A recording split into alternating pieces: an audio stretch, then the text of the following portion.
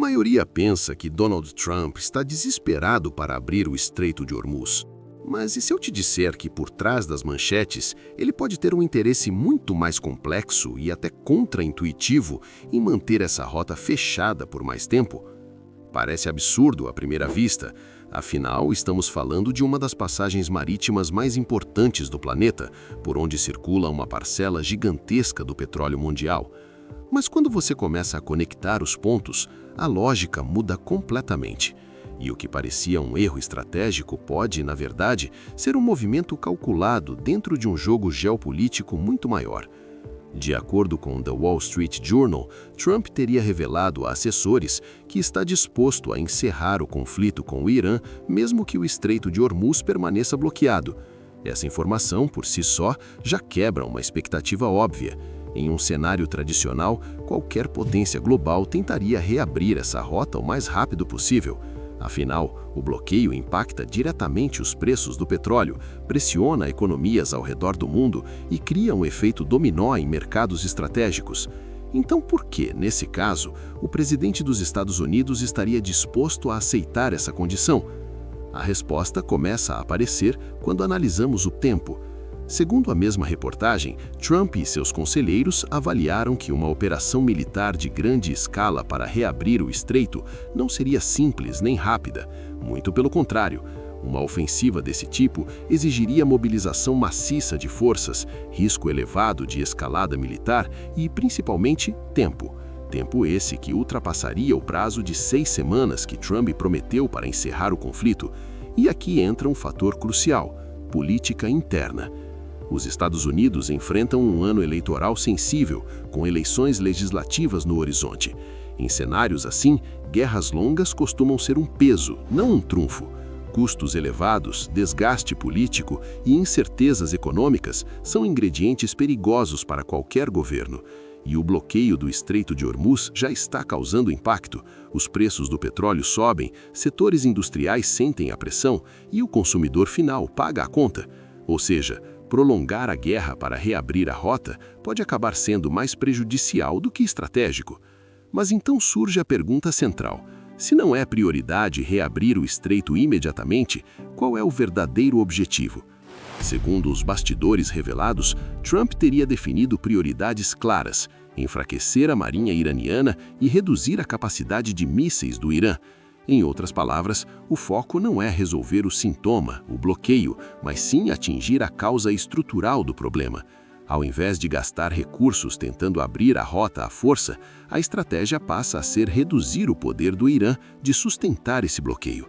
E aqui está o ponto onde a lógica se inverte completamente. Ao tolerar o fechamento do Estreito de Hormuz por um período limitado, Trump transforma um problema global em uma ferramenta de pressão.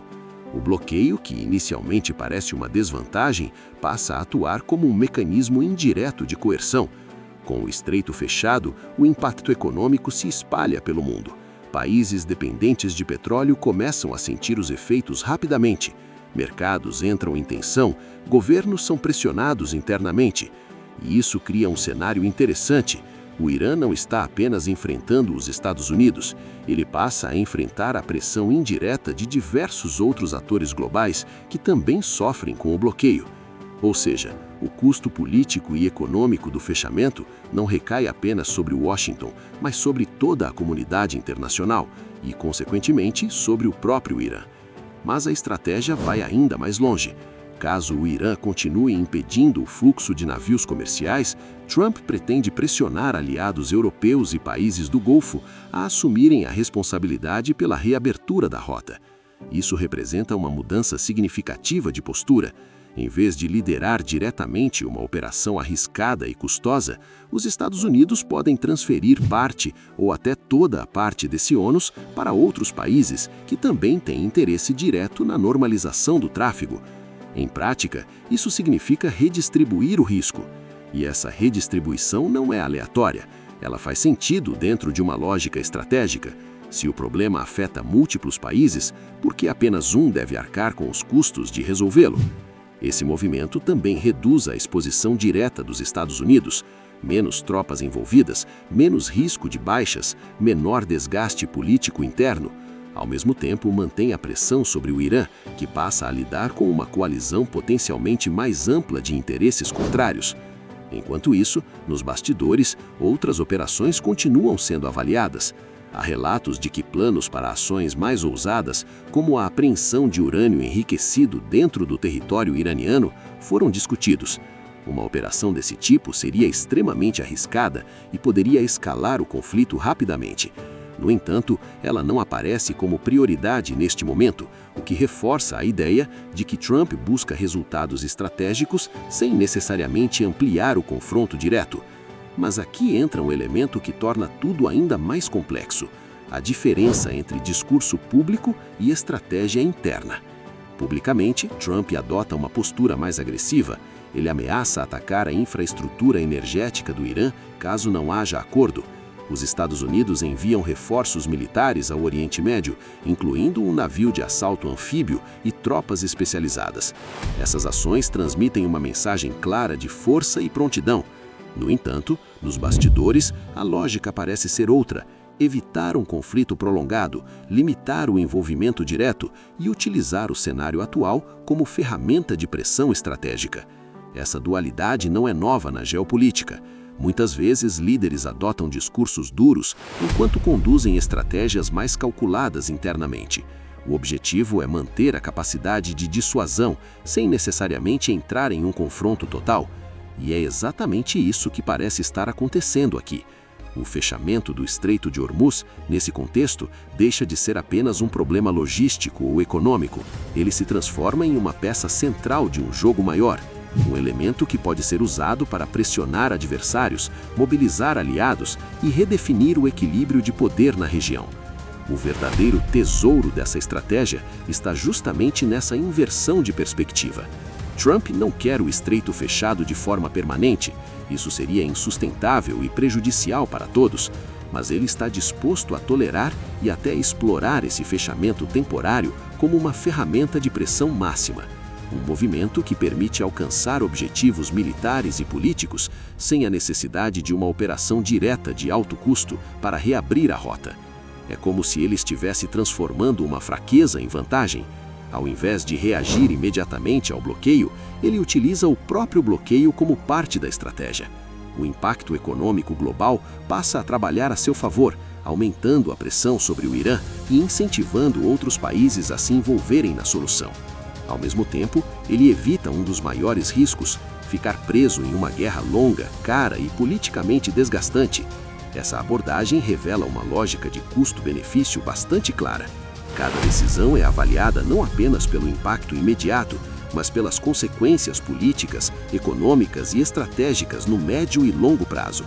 E é exatamente isso que torna esse movimento tão intrigante. Porque, no fim das contas, não se trata apenas de abrir ou fechar um estreito. Trata-se de controlar o ritmo do conflito, de definir quem assume os riscos, de decidir onde, quando e como pressionar, e, principalmente, de saber quando parar. Essa talvez seja a parte mais importante de toda essa estratégia: o timing. Encerrar o conflito dentro do prazo prometido pode ser mais valioso politicamente do que alcançar uma vitória militar completa. Em um ano eleitoral, essa diferença pode ser decisiva. E aqui é que tudo se conecta. O bloqueio do Estreito de Hormuz, que à primeira vista parece um problema urgente a ser resolvido, passa a ser visto como uma variável controlável dentro de um plano maior. Um elemento que pode ser usado para atingir objetivos específicos, sem necessariamente exigir uma solução imediata. É um jogo de xadrez em escala global. Cada movimento é calculado, cada peça tem um papel, e até mesmo um estreito bloqueado pode ser usado como arma. Agora a grande questão é: essa estratégia vai funcionar? Porque apesar de toda a lógica por trás dela, os riscos continuam sendo enormes. O impacto econômico pode sair do controle, os aliados podem não aceitar assumir o ônus da reabertura, o Irã pode resistir por mais tempo do que esperado, e qualquer erro de cálculo pode transformar uma estratégia inteligente em uma crise ainda maior. No fim, tudo depende de como esse jogo será conduzido nos próximos movimentos. E é exatamente isso que torna esse cenário tão imprevisível e tão perigoso. Agora me diz, Você acha que essa estratégia é um movimento de gênio, onde cada detalhe foi pensado com precisão, ou um risco calculado que pode sair completamente do controle? Deixe sua opinião e vamos discutir esse jogo de poder que está acontecendo diante dos nossos olhos.